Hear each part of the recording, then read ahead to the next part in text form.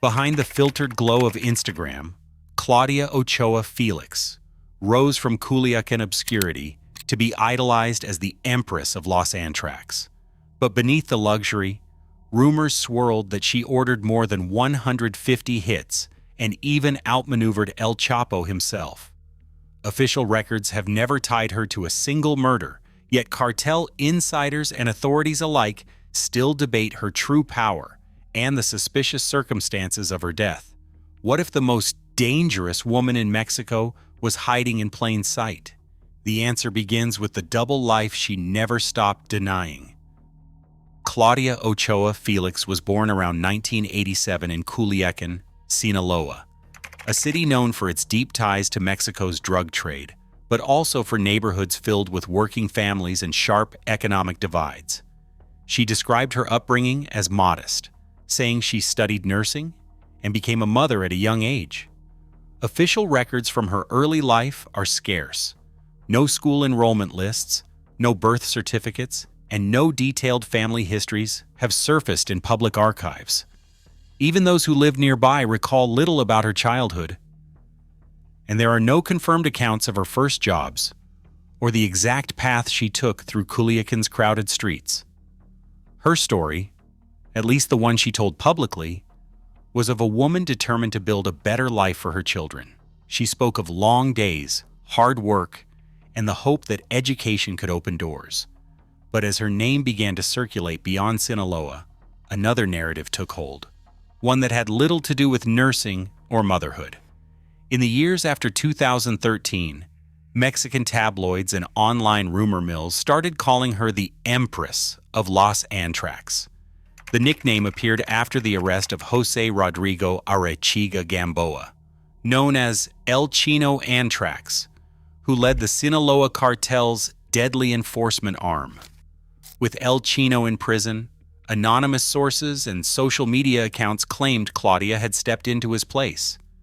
The label stuck, fueled by images of her surrounded by luxury cars, designer clothes, and men in tactical gear. None of these claims were ever confirmed by law enforcement, but the nickname became part of her public identity, one she would spend years denying. Claudia's rise from Culiacan's backstreets to international headlines was not marked by official milestones or criminal records.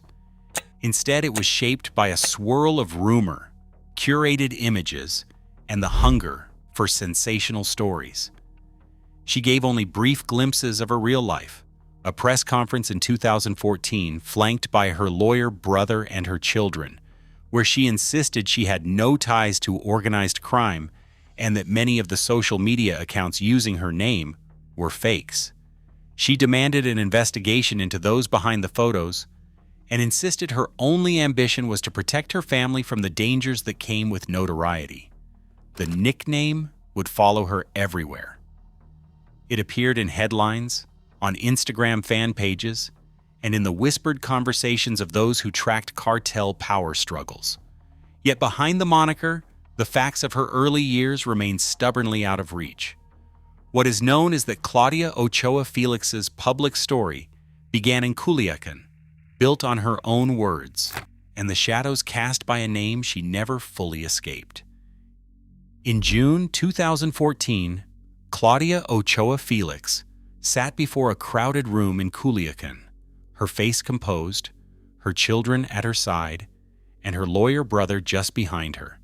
She addressed the rumors that had spiraled out of control, the claims that she led a cartel death squad, the accusations that she was responsible for unspeakable violence. She denied everything. She insisted that the Facebook and Twitter accounts using her name were fakes, that the images circulating online had been stolen or manipulated, and that her only ambition was to protect her family. She spoke of her nursing studies, her desire for a normal life, and challenged authorities to investigate those spreading lies about her. Yet even as she tried to distance herself from the myth, her digital persona only grew more powerful. Instagram accounts, some verified, others obviously fan-made, filled with photos that blurred the line between self-promotion and provocation. In one, She reclined on a velvet sofa, a gold-plated assault rifle across her lap. In another, she posed beside a Lamborghini, sunglasses reflecting the flash of the camera.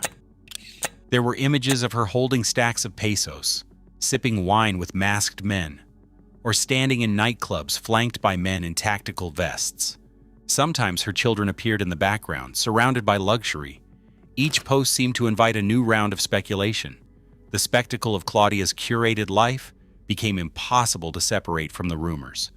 Her following soared past 100,000, many drawn by the blend of glamour and danger. Comment threads filled with praise, jealousy, and threats. Some users demanded to know her secrets. Others accused her of crimes with no evidence. She responded occasionally, always with the same message: denial, frustration, and a plea for privacy. Still, the photos kept coming, each one more extravagant than the last. Authorities struggled to keep up with the narrative. No criminal charges ever materialized. Prosecutors admitted they had no evidence linking her to organized crime. Yet the rumors persisted, fueled by the contradiction between her public denials and the images that dominated her online presence. The press conference did little to quiet the storm. Instead, it seemed to harden the divide between the woman she claimed to be and the legend the internet insisted on creating. In the end, Claudia Ochoa Felix's double life was less about fact than about friction. The ongoing clash between her own words and the spectacle she projected, whether by choice or by circumstance. The more she denied, the more the myth grew. In the world of social media, the boundary between truth and performance proved as thin as a filter and just as easy to manipulate. The figure of 150 hits attached to Claudia Ochoa Felix did not come from any police file or court record. It first appeared in the wake of El Chino Antrax's arrest in late 2013, when anonymous social media accounts and tabloid headlines began to circulate claims that she had stepped into his shoes as the new boss of Los Antrax. The number itself is never sourced. No prosecutor, no intelligence agency, no journalist has ever produced a list or even a method for how such a tally would be counted. Instead, the myth grew out of the real violence that swept through Sinaloa during Los Antrax's heyday. Between 2011 and 2013, Culiacan and its neighboring towns saw a series of killings that shocked even those used to cartel brutality. In 2011, 3 frozen bodies were hung from a bridge in the city, a message left by Los Antrax for their rivals. That same year, a volleyball game in Navalado ended in gunfire, with 8 people shot dead on the sand. In another incident, a single battle left 30 bodies scattered across the outskirts of Culiacan. These attacks were not the work of a single person, but the signature of a squad known for military-style tactics and absolute loyalty to the Sinaloa cartel's top bosses. Los Antrax operated as the enforcement arm for Ismael El Mayo Zambada, carrying out kidnappings, executions, and ambushes against rival groups and suspected traitors. Their methods were calculated, designed to send messages as much as to eliminate threats. The group's reputation for violence became a legend, and in the vacuum left by El Chino's arrest, rumor filled the gap. Claudia's name, already circulating thanks to her Instagram persona, was quickly attached to the leadership role. The story was irresistible. A glamorous woman at the head of one of Mexico's most feared death squads, orchestrating killings from behind a screen of luxury and style. But the reality is harder to pin down. No official document ever named Claudia as a commander. No witness ever testified to her giving orders. The killings attributed to Los Antrax during those years are real. Their victims buried in Culiacan's crowded cemeteries. But the chain of command remains a patchwork of speculation and hearsay. The myth of 150 hits grew not from evidence, but from the hunger for a sensational story, a narrative that blurred the line between organized crime and social media spectacle. In the world of Los Antrax, violence was an institutional tool, not the work of a single hand. The true story of those years is written in the data. Dozens dead in public attacks, hundreds more in quiet ambushes, and a city living with the aftermath. Claudia's legend may have helped the myth take hold, but the violence that defined Los Antrax was never about one person. It was about power and the machinery of a cartel at war. Claudia Ochoa Felix's name never appeared on a single indictment or official cartel case file. Mexican prosecutors, when pressed, admitted they had no evidence linking her to organized crime. Her public life was a swirl of rumors and spectacle, but her legal record remained spotless. Even as headlines called her the Empress of Los Antrax, law enforcement quietly conceded there was nothing to charge. No warrants, no arrests, no official investigations, only the constant hum of speculation that followed her every move. But the absence of legal proof did not mean she was safe. Claudia's proximity to the Sinaloa cartel's inner circle put her in the crosshairs of rivals and made her a magnet for danger. In May 2014, a chilling message spread through Culiacan. Yuriana Castillo Torres, a young woman with a striking resemblance to Claudia, was kidnapped from a gym, tortured, and found dead, her body left bound and hanging. Local reports suggested the killers had mistaken her for the so-called Empress. The murder sent a wave of fear through Claudia's world. Whether or not she was a cartel boss, someone believed she was worth killing for. Her routines became a study in risk. Nights out in Culiacan or Mazatlan were never casual. She arrived at nightclubs surrounded by men in tactical vests, their hands never far from concealed weapons. Social media posts tracked her movements. A bottle service table at a packed club, a flash of designer heels, a convoy of armored SUVs waiting outside. Every public appearance was a gamble. The spectacle drew fans and imitators, but it also drew the attention of those who wanted her gone. Despite the constant threats, Claudia never stopped projecting confidence. She brushed off questions about her safety, insisting that the rumors were just that, rumors. But the reality was harder to ignore. Friends and acquaintances spoke of sudden disappearances, of coded warnings passed in whispers, of a city where mistaken identity could be fatal. The killing of Yuriana Castillo Torres was only the most visible example of how blurred the line between myth and menace had become. In the years after 2014, Claudia's world grew smaller. Trusted companions dwindled. Nightlife outings became more guarded, with routes mapped in advance and safe houses on standby. Yet the legal gap persisted. No charges, no official accusations, only the knowledge that the next mistake, hers or someone else's, could be the last. The danger was not just in the rumors, but in the reality that anyone tied to the cartel world, even by association or appearance, lived with a target on their back. On the morning of September 14, 2019, emergency services in Culiacan responded to a call from a luxury apartment in the Isla Musala neighborhood. Inside, Claudia Ochoa Felix was found unresponsive in her bedroom.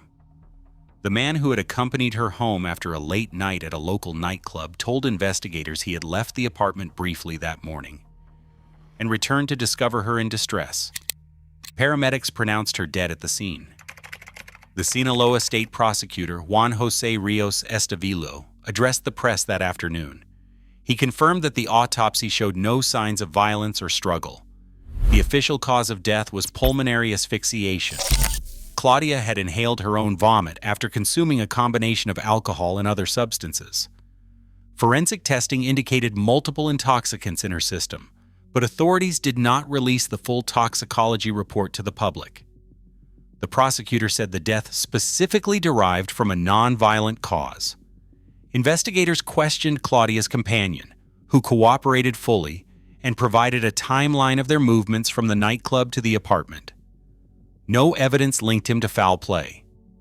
Law enforcement found no signs of forced entry, no indications of a struggle, and no outstanding warrants or criminal investigations tied to Claudia at the time of her death. The case was closed as an accidental overdose. Official records note the absence of criminal charges, ongoing cases, or any legal pursuit against her. Despite the rumors that swirled in the hours and days that followed, the facts in the official record remain clear and limited. Claudia Ochoa Felix's life ended in her own home at age 32, with the cause and circumstances documented by the state's own forensic authorities. Official documents on Claudia Ochoa Felix's death remain locked away.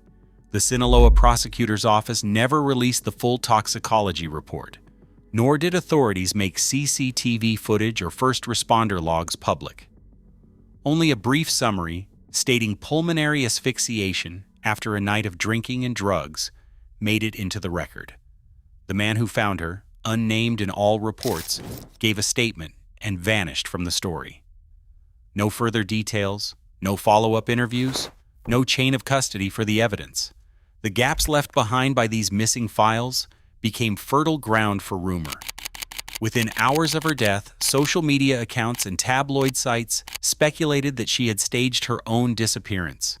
Some claimed she was killed by rivals or betrayed by her inner circle. Others spun stories of a government cover-up or a secret escape, fueled by the absence of concrete forensic data and the state's refusal to release more information.